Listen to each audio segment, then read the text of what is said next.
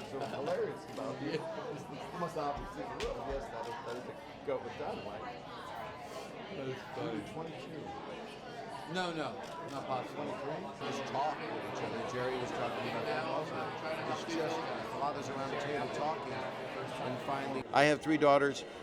They're old now. They're like 90, 48, and 72. But I have been very fortunate, and I have the wherewithal to give them the most important thing, which is love, and be able to help them out in other ways as well. They have good educations. They're brilliant. I found out I was a good dad just by what remarkable people they are. And a kid usually can turn out to be remarkable. And that can happen if it has the right parenting and the right guidance. And that's what the world needs more than anything, besides going into a Dionne Warwick song.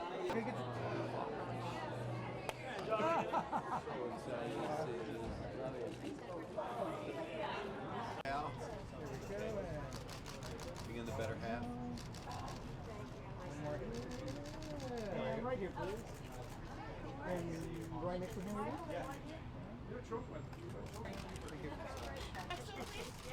Gentlemen, together right here, please. Thank you. Nice smiles. One more. Congrats.